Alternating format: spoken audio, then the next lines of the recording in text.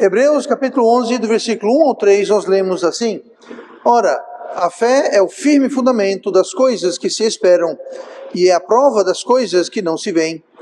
Porque por ela os antigos alcançaram testemunho. Pela fé entendemos que os mundos, pela palavra de Deus, foram criados, de maneira que aquilo que se vê não foi feito do que é aparente. O versículo 3 de Hebreus 11, que nós acabamos de ler, menciona dois objetos centrais à mensagem e ao tema de hoje. E o tema de hoje é a palavra ou o mundo. A palavra ou o mundo. E nós lemos ali no versículo 3, onde fala que pela fé entendemos que os mundos, note que está no plural, tem um motivo por isso, pela palavra. Então nós temos o mundo e nós temos a palavra. E essa palavra, mundos, ela está no plural, indicando que ela não se trata apenas deste mundo. A palavra usada é a palavra aion, e é interessante que no grego a palavra aion não tem plural, simplesmente tem aion. E foi corretamente colocado, pelos tradutores da ACF como sendo mundos no plural, porque o contexto indica que está falando sobre os mundos, o universo como um todo, e nós voltaremos para isso. Mas qual aparenta ser maior? O mundo, aion, ou a palavra? Fazendo uma observação sumária e resumida, e ante a extensão, a infinidade do universo, aqui os mundos, os planetas, as galáxias, fica fácil chegar à conclusão que o universo, os mundos, é o maior dos dois. Outra pergunta aqui: qual aparenta, na nossa primeira e cursiva observação, qual é o mais real dos dois? Qual é o mais concreto, o mais palpável, o mais sólido dos dois? Mais uma vez, ante os planetas e ante as estrelas e galáxias do universo, parece mais real. Falamos sobre mundos de rocha, sólido, concreto, real. Mas não é o caso. Nós veremos que é justamente o contrário. O maior e o mais real é a palavra de Deus. E como tantas coisas de Deus, aparentemente está pelo avesso e de trás para frente. Como pode a palavra ser maior e mais real e mais sólida e mais palpável do que o universo, do que a criação? Então, olhe comigo no versículo 3 de Hebreus 11.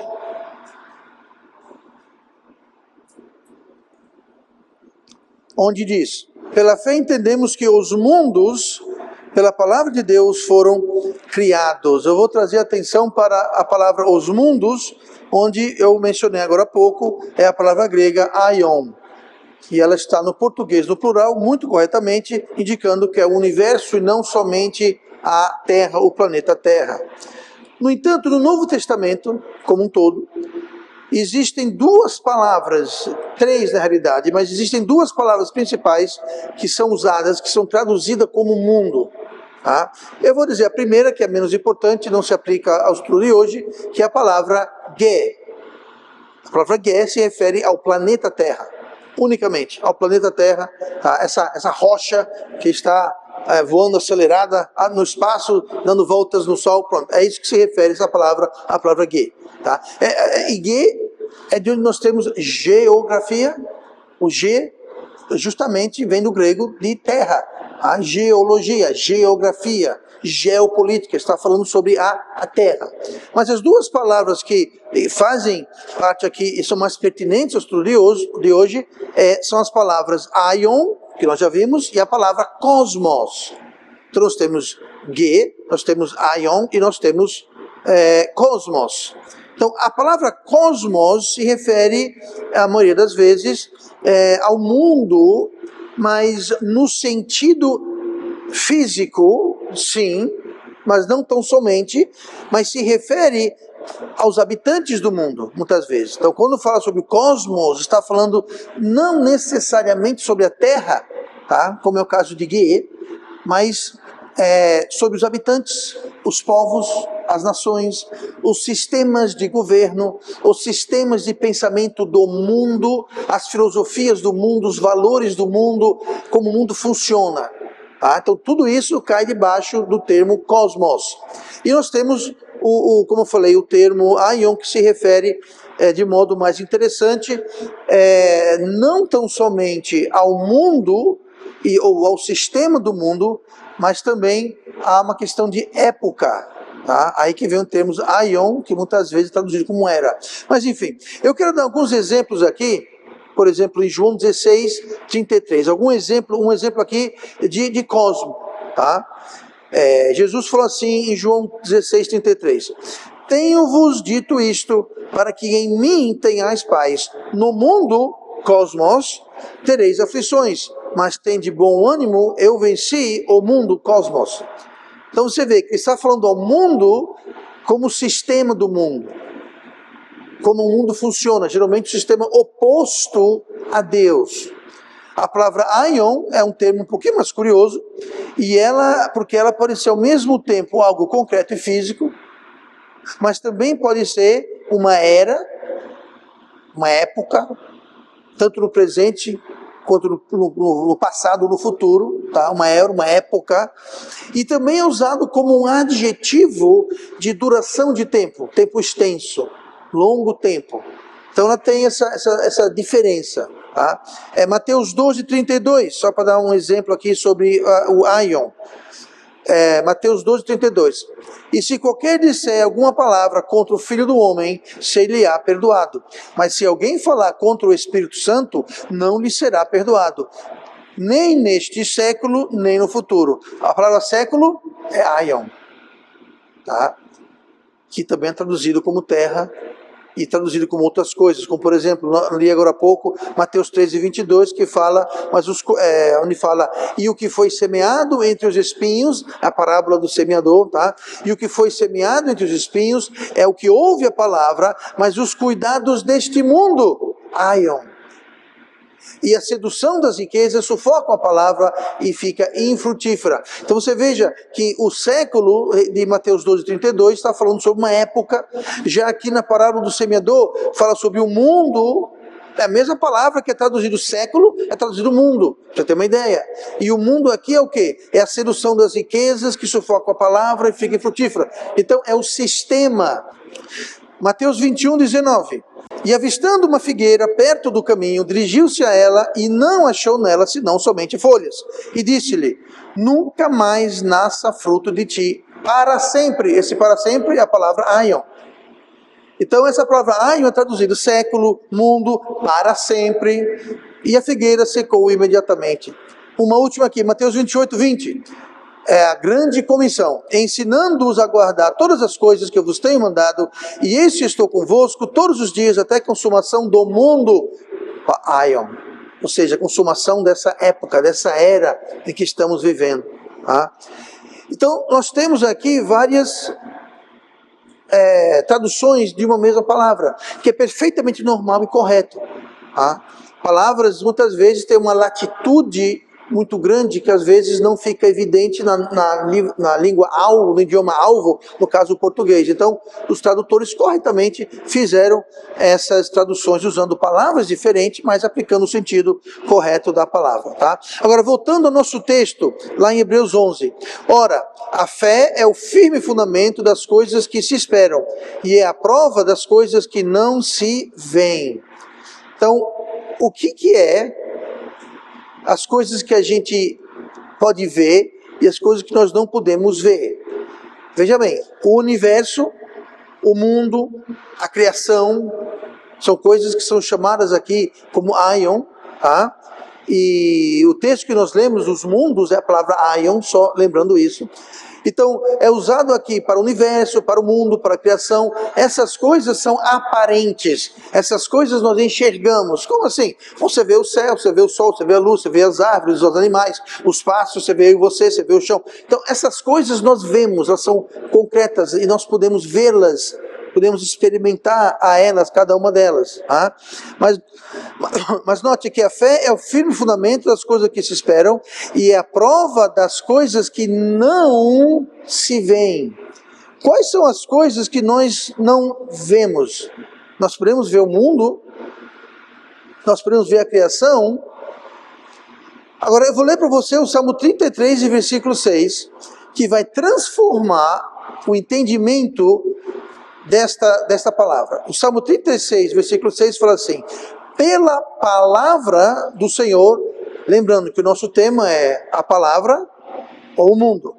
Pela palavra do Senhor foram feitos os céus, mundos, universo, e todo o exército deles, pelo Espírito da sua boca. O que é que sai da boca? O que é o Espírito da boca? O que sai da boca da gente?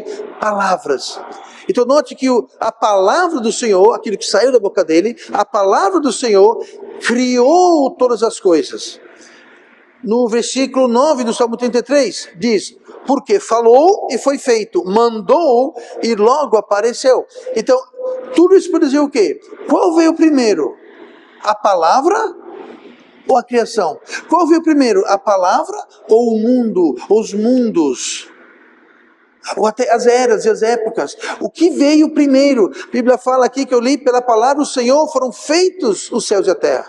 Quem fez foi Deus. Como? Pelas suas palavras, pelo Espírito da sua boca. O versículo 9 fala: porque falou e foi feito, mandou e logo apareceu. Então, o qual veio primeiro? A palavra ou o mundo? O que veio primeiro foi a palavra. A palavra existia antes de o mundo existir. Foi a palavra e pela palavra que trouxe à existência o mundo em que vivemos. Então a criação precede o Criador. Então nunca o mundo vai ser maior, ou mais importante, ou mais palpável do que a palavra, porque foi pela palavra que criou tudo aquilo que se vê. É justamente isso. Ora, a fé é o firme fundamento das coisas que se esperam, é a prova das coisas que não se vê. Nós não podemos ver a palavra de Deus. Nós não enxergamos a palavra de Deus. Nós não conseguimos pegar na palavra de Deus. Não é algo abstrato. Eu não estou me referindo à palavra impressa simplesmente aqui. Eu me refiro à palavra de Deus, a eterna palavra de Deus. Então é o mesmo princípio que a gente vê lá em Gênesis. Gênesis 1, versículo 14. E disse Deus. Quando Deus disse, o que sai da boca quando alguém diz alguma coisa? Palavras. E disse Deus: haja luminares na expansão dos céus para haver separação entre o dia e a noite. Então Deus falou o quê? Falou palavras e surgiu os luminares, é justamente o espaço, o cosmos, o universo e as galáxias, os planetas. No versículo 16 de Gênesis 1, e fez Deus os dois grandes luminares, o luminar maior para governar o dia e o luminar menor para governar a terra, e fez as estrelas. As estrelas, você olha para o céu, você vê um infinito número de estrelas. Quem fez as estrelas? Deus fez as estrelas. Os mundos, o universo, as galáxias, tudo foi feito pela palavra de Deus. Então a criatura, o universo, não pode preceder o Criador, a palavra de Deus. Então qual o maior, qual o mais concreto, qual o mais real? É a palavra. O mundo é consequência da palavra pela qual ele foi criado. João 1, versículo 3. Todas as coisas foram feitas por ele. Ali o contexto, é claro, falando sobre Jesus. Todas as coisas foram feitas por ele, e sem ele, nada do que foi feito se fez. Me diga uma coisa, qual um dos nomes de Jesus? A palavra de Deus. 2 versículos antes, João 1, 1. E o verbo se fez carne. Isso não é antes. Mas o verbo era com Deus e o verbo estava com Deus. Foi o verbo, foi a palavra de Deus, que diz aqui, todas as coisas foram feitas por Ele. Ele quem? Ele, a palavra de Deus. Ele, o verbo. A palavra e o Espírito, eu mencionei agora há pouco, não são aparentes. Não aparecem, nós não vemos. Você não vê o Espírito. Você não vê o Espírito Santo. Você não vê a palavra de Deus. Você vê os efeitos. Mas a palavra e o Espírito não são aparentes fisicamente. Aquilo que se vê, o mundo não foi feito do que é aparente, a palavra. É o que nós lemos no versículo 3 aqui. Todas as coisas foram feitas por Ele, e sem Ele nada do que foi feito se fez. Nós podemos ver o efeito do Espírito, e nós podemos ver o efeito da palavra. Lá em João 3, versículo 8, Jesus falou, o vento assopra onde quer, e ouves a sua voz. Você não vê o vento. Você não vê o Espírito. É justamente sobre o Espírito que Jesus está falando. O vento assopra onde quer, e ouves a sua voz, mas não sabes de onde vem, nem para onde vai. É a mesma coisa com a palavra. É como o Espírito. A gente não vê, a gente pode ouvir, e nós podemos ver os efeitos do vento, mas não o vento em si. Então a palavra, de fato, não é aparente. E a palavra nunca foi aparente até a vinda de Cristo, que é a palavra. João 1:1. No princípio era o verbo, e o verbo estava com Deus, e o verbo era Deus. Aí no versículo 14 de João 1, e o verbo se fez carne e habitou entre nós. Então o mundo nunca tinha visto a palavra de Deus. O mundo tinha parcialmente a palavra de Deus, e quando falo o mundo, me refiro à nação de Israel. Mas ninguém tinha visto a palavra. Até a vinda do verbo, da palavra, que é Cristo. Então nós vimos o mundo, vejamos agora a palavra que veio ao mundo através de Cristo. Mais uma vez, Hebreus 11, versículo 3, pela fé entendemos que os mundos, pela palavra de Deus, foram criados. E pela palavra de Deus, você lê aí Cristo. Por Cristo foram os mundos criados. Do mesmo jeito que nós temos no Novo Testamento, 3 palavras que se referem e são traduzidas como mundo, ou terra, ou século, etc, etc. Nós temos 2 palavras no Novo Testamento que são traduzidas como palavra. Pode ser a palavra de Deus ou pode ser a palavra do homem, mas palavra, tá? Simplesmente palavra. Essas palavras são logos e a palavra rema. Logos e rema. Ambas são traduzidas como palavra. Não necessariamente de Deus, como eu falei, mas simplesmente palavra. Mas elas têm uma diferença entre elas, como nós vamos ver. Logos é a palavra genérica e geral, e quando aplicado a Deus, sendo a palavra de Deus, é aquela palavra, é como a Bíblia, que ela é genérica, ela é geral, é para todo mundo. Tudo aqui é para todo mundo. É o Logos de Deus. Logos também é usado a se referir a Cristo. Logos também é usado para se referir a Cristo. A palavra rema, ela é mais específica. A palavra rema é palavra, mas é uma palavra direcionada a alguém ou alguma situação ou circunstância. Ela não é genérica. A palavra rema é para uma pessoa ou uma situação ou algum evento ou circunstância. Então ela não é aquela como o Logos. O Logos é para todo mundo, é geral. Rema é mais específico. Rema, palavra rema, sempre é sujeita ao Logos. O que quer dizer isso, pastor? Nunca você vai ter um rema de Deus, uma coisa específica para você ou a sua situação, tá? Que seja contrária ou não esteja em harmonia com o Logos, que é a palavra geral. Eu vou dar um exemplo. Eu mencionei com alguém recentemente isso, não sei quem foi, e eu já falei várias vezes, mas anos atrás, Uma irmã veio, não era dessa igreja aqui, tá? Era uma irmã veio para mim e falou: pastor, Deus me deu uma palavra. No caso seria uma palavra rema, palavra para ela, a situação, circunstância, pessoa, ela. Ela disse: Deus mandou eu largar o meu marido, meus filhos, minha casa e ir-me embora para outra cidade para fazer a obra. Eu falei: não, Deus não mandou você fazer isso. Eu não lembro a reação dela, mas eu imagino: pastor, com qual autoridade o senhor está dizendo que esta palavra, rema, essa palavra, ela não é de Deus? Como você ousa contrariar a palavra de Deus? Tá, baixa o fogo. O rema nunca contraria o logos. O que o logos fala? Marido não deixe sua esposa, e esposa não deixe seu marido. Acabou, acabou. Deus não vai contrariar o logos com o rema. Não tem. Deus mandou eu matar o irmão porque eu estou com a raiva dele. Deus não mandou você fazer isso, não. Deus mandou roubar um banco para dar oferta na igreja. Deus não mandou você fazer isso, não. Deus mandou eu sonegar imposto, roubar, trapacear para dar oferta para a igreja. Não, Deus não mandou fazer isso, porque Deus nunca contraria a sua palavra. Então o rema nunca é contrário ao logos. Nunca. O rema é sujeito ao logos. Tem muitas vezes que tem muito irmãozinho, ou pseudo-irmãozinho, que vem com essas revelações que Deus me mandou, que são contrárias às palavras de Deus. Quando isso acontece, não é a minha opinião, eu estou dizendo para você, irmãzinha, que Deus mandou, diz você, para você largar o marido e a família para fazer a obra não sei onde. Deus não mandou você fazer isso. Porque Deus é claro. Deus nunca mandaria você fazer uma coisa dessas. Para ilustrar o quê? O rema nunca é contrário ao logos. Alguns exemplos de logos, a palavra geral.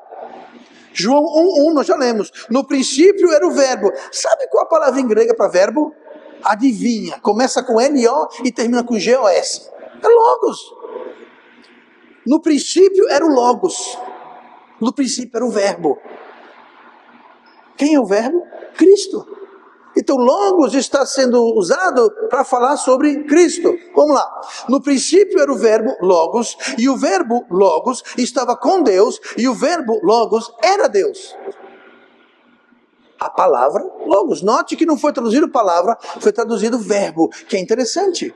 Palavra é palavra. Uma palavra pode ser um adjetivo, pode ser um verbo, um substantivo, pode ser um advérbio. Mas verbo é o quê? Verbo é uma palavra que denota ação. Ação. Então, não foi palavra, foi verbo. Mas a palavra que foi usada é logos. E verbo é uma perfeita tradução de logos. Perfeita. Apocalipse 19, versículo 30. Vamos para o outro lado, do final da Bíblia.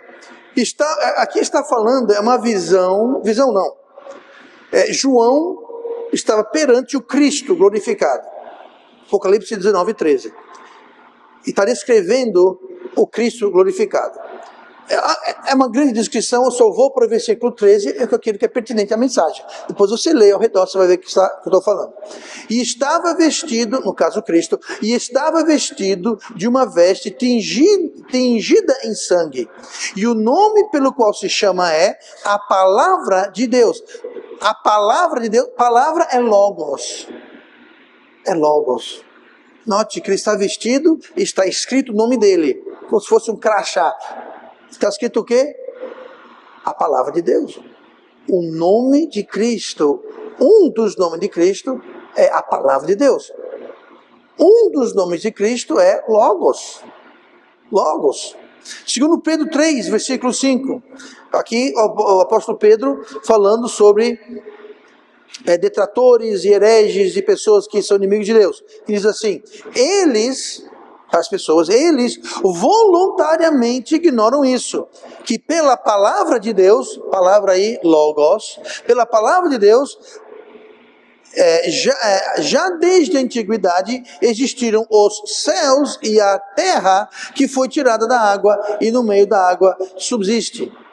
Mais uma vez usa a palavra logos como sendo a palavra geral de Deus em relação à criação do céu e da terra.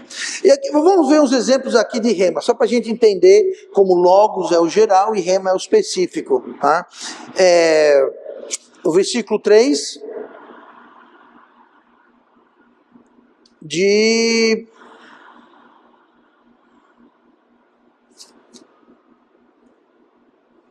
Hebreus 11, versículo 3 de Hebreus 11 fala assim: pela fé entendemos que os mundos, aion, pela palavra de Deus foram criados. Pronto. Pelas palavras de Deus foram criadas. Essas palavras não é logos, é rema. Por quê? É algo específico. O que é específico? A criação dos mundos. Você veja como não é geral, é específico para a criação do mundo. Lucas 1, versículo 37, aqui o anjo Gabriel apareceu para Maria, anunciando a vinda do Messias. E aqui a resposta que Maria dá ao anjo, tá? Maria estava meio incrédula, apareceu um anjo e falou: você vai ter um filho. Ela falou: eu vou ter filho. Não, eu sou virgem, como é que vai ter um filho? Tá? Aí diz assim, então ela questionou. Aí o anjo falou: porque para Deus nada é impossível. Disse então Maria: eis aqui a serva do Senhor, cumpra-se em mim segundo a tua palavra, rema, a tua palavra. Por que rema? Porque ele acabou de falar: você vai ter um filho. Era direcionado a um evento, o nascimento de Cristo, a uma pessoa, no caso Maria, naquela ocasião. Então não era um logos, era um rema. Mas veja bem, e o anjo ausentou-se dela. Agora, existe nesse versículo aqui, nos dois versículos 37 e 38, existe a palavra rema duas vezes. No 38 a gente viu que é segundo a tua palavra, rema, que o anjo falou para ela. Entenda, anjo, tá? O significado de anjo, angelos, quer dizer mensageiro. Acho que é um anjo. A palavra anjo, angelos, quer dizer mensageiro. Tá? Alguém que leva a mensagem. Então, quando Maria falou: seja feito segundo a sua palavra, não é a palavra do anjo. O anjo está levando a palavra de quem? O mensageiro leva a palavra daquele que o enviou. Quem enviou o anjo? Quem enviou Gabriel? Deus enviou. Então, quando ela falou: seja feita de acordo com a sua palavra, é a palavra de Deus. Mas o que o anjo falou no versículo 37, porque para Deus nada é impossível. Incrível que pareça, a tradução disso é da palavra rema. Como assim, pastor? Para você entender, eu vou fazer referência à tradução LTT, que é a tradução literária do texto recebido. Tá? Muitos aqui têm essa versão, e eu vou só ler o versículo 37 de Lucas 1, tá? Vou ler em português, a tradução ACF, aí depois eu vou ler a mesma tradução, o mesmo versículo da tradução LTT. No português: porque para Deus nada é impossível. Pronto. Agora eu vou ler do LTT. Porque não será impossível ao lado de Deus toda e cada palavra. Então tem palavra aqui no meio. Por que essa tradução? Porque é a palavra rema. Para deixar a coisa um pouquinho mais suave no ouvido, foi traduzido: porque para Deus nada é impossível. Mas esse nada é impossível está se referindo ao quê? A palavra rema que Deus mandou Gabriel levar para Maria. Tá?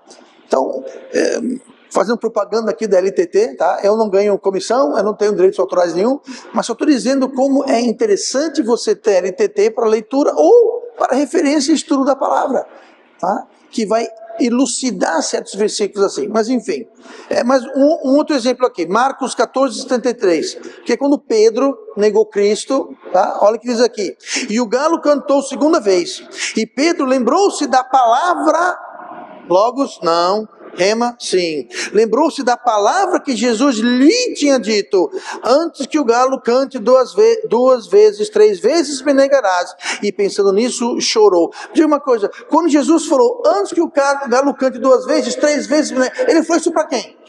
Para Pedro. Então era um rema, porque era direcionado a uma pessoa, direcionada a uma situação, um evento específico. É traduzido como palavra, muito corretamente. Então nós temos muitas vezes, nem sempre, uma diferença, uma pequena nuance no uso das palavras. E mais uma vez eu volto à questão de usar o LTT como um coadjuvante nos seus estudos bíblicos, tá? Muito, muito proveitoso fazer isso. Um último exemplo aqui, Lucas 2,17. Tá? E vendo-o, divulgaram a palavra que acerca dos meninos lhes fora dito. Do menino lhes fora dito. Isso aqui é quando apareceu aquela legião de anjos, mensageiros, para os pastores que estavam no campo. E aquela multidão de anjos anunciou para os pastores, tá? Olha o que diz aqui. E vendo-o, divulgaram a palavra, rema. Por que rema? Porque os anjos trouxeram a palavra de Deus para os pastores, para aquele evento, naquele momento, sobre o nascimento de Cristo. Então foi usado a palavra aqui, é a palavra rema. Muito bem, chega de exemplo, pastor. Deixa eu perguntar, quem veio primeiro, a palavra ou a criação? A palavra veio primeiro. Então, a palavra é maior e mais real e mais concreta do que o mundo. O mundo é sujeito à palavra e não vice-versa. Como nós vimos, os mundos pela palavra de Deus foram criados. Para perceber, atenção. Tudo que eu falei até agora foi para falar isso que eu vou dizer nesse momento. Nós vimos o mundo, nós vimos a palavra. Eu vou terminar com a pergunta. Qual devemos seguir? O mundo ou a palavra? Mateus 24, 35. Jesus falou o seguinte: o céu e a terra passarão, mas as minhas palavras não hão de passar. A quem devemos seguir? O mundo ou a palavra? O que deve nos guiar, o que deve nos firmar, o que deve nos manter, é aquilo que passará ou aquilo que é eterno? É aquilo que foi criado ou aquilo que criou? É aquilo que é caído e corrompido ou aquilo que é perfeito e celestial? É aquilo que é da terra ou é aquilo que é do alto? Quem devemos seguir? Em que devemos nos firmar? Nos manter? Nós precisamos permanecer na palavra, apesar de qualquer coisa do mundo, apesar de qualquer circunstância, qualquer problema, dificuldade, tentação. Nós devemos nos manter na palavra e não no mundo. O problema é que a palavra, apesar de ser mais real, apesar de ser mais concreta, ela aparenta ser menos palpável, concreta e real do que o mundo. Por quê? Porque pela fé, a fé é a prova das coisas que não se veem. Nós não vemos a palavra, mas nós estamos vendo o mundo. Eu estou vendo a tentação, eu estou vendo o problema, eu estou vendo o desafio. E se não for pela fé, nós vamos ser levados, guiados, conduzidos pelo mundo e as coisas do mundo, e não pela fé. O mundo há de passar. A palavra de Deus nunca há de passar. O mundo é caído, o mundo é corrompido. O mundo jaz no inimigo, para quem não sabe. Quem domina este mundo com a permissão de Deus é o diabo. Haverá um dia em que Jesus Cristo será o rei, de fato, sentado no trono em Jerusalém. Ele será o rei e durante esse tempo vai durar, eu digo para você, exatos 1000 anos. Vai começar 7 anos depois do arrebatamento.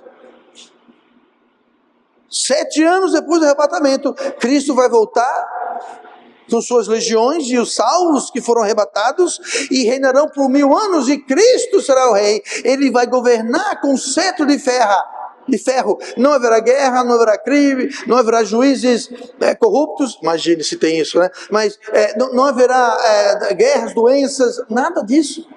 Será um mundo perfeito porque Cristo estará no trono. Você vê o mundo perfeito hoje, um mundo sem guerra, sem sofrimento, sem doença, sem injustiça. Você vê esse mundo? Não. Sabe por quê? Porque não é Cristo que está reinando no mundo hoje. É o inimigo, o diabo, é Satanás que reina hoje. Como é que você sabe? É só você olhar ao seu redor. Aí você lê o que a Bíblia fala, quando Cristo estiver reinando no milênio, não vai ter nada disso. Você quer deixar que este mundo falho, temporal, corrupto, contaminado, nos guie, determine os nossos caminhos? Nós não devemos seguir o mundo, devemos seguir a palavra de Deus. A palavra de Deus é Cristo. É o seu nome, é o seu título, é o Logos. Devemos deixar Ele nos guiar, Ele nos influenciar, Ele nos conduzir, não o mundo que há de passar. Não há circunstância que deve nos guiar. Não seja guiado por conveniência. Como assim, pastor? Ah, mas por aqui é mais fácil. Vou dizer uma coisa. 99 das vezes o mais conveniente é o errado. Só porque é conveniente não quer dizer que está certo ou que é o melhor. Opiniões, mas eu acho. Sabe o que eu e Deus achamos da minha e da sua opinião? Eu quero saber dessas palavras. Aqui não tem opiniões, aqui tem verdades. Às vezes verdades, como diz o ditado, verdades doem. Mas são verdades. Mas eu não gosto da verdade. Não goste. Mas não deixe de ser verdade. A verdade não depende da minha ou da sua aprovação. Ou da minha ou da sua opinião. Eu não prego opinião. Eu não aconselho opinião. Eu não ensino opinião. Eu creio e eu prego e eu aconselho e eu ensino a palavra de Deus, a verdade. E se um dia eu falar alguma coisa que eu não possa substanciar, lastrear na palavra de Deus, por favor me ignorem. Entra por aqui, sai por aqui. Mas se eu falar algo da palavra de Deus, do Logos, se você não gostar, não aceitar, não obedecer, o problema, com todo respeito, o problema é seu. Não é meu problema, o problema é seu. E acredite, é um problema.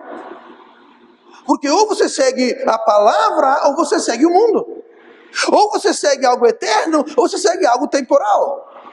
Não tem como tentar seguir os dois. Pode até tentar, mas assim, é um ponto que você vai quebrar. E geralmente vai quebrar para o lado mais fraco. Qual o lado mais fraco? É o mundo. É a carne. Então não siga. Eu vou ficar um pouquinho aqui. Vamos lá.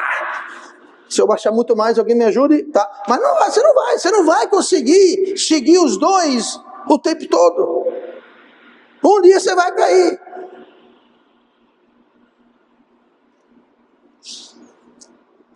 Primeiro a palavra. Só depois o mundo, se a palavra permitir. Nem tudo no mundo é errado. Nem tudo no mundo é pecado. Tá? Não precisa ser drástico. Dá para você e eu fazer um buraco, entrar dentro e não sai mais. Abrir um monastério lá, na Serra da Barriga, lá em Palmeiras dos Índios, se enfiar no meio da mata, e eu não quero saber do mundo. Não, não é isso. Nós somos o sal do mundo e a luz da terra. Para salgar e brilhar, você tem que estar no mundo. Nós estamos no mundo. Nem tudo no mundo é pecado e errado. Não. Mas quem vai decidir isso não sou eu nem você, e nem igreja ou religião nenhuma. O que vai decidir isso é o quê? A palavra. A palavra.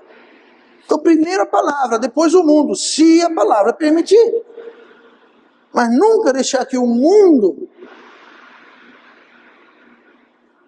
dite a nossa vida. Nós temos uma escolha a fazer, uma decisão a tomar: seguir a palavra ou seguir o mundo. Mesmo quando a palavra vai contra tudo que você está vendo e experimentando. Como assim, pastor? Quando você está na tentação, na provação, no desafio, no problema, é aí, mais do que nunca, que você precisa se apegar e se agarrar e abraçar a verdade. Deixe a palavra governar o seu mundo e a sua vida.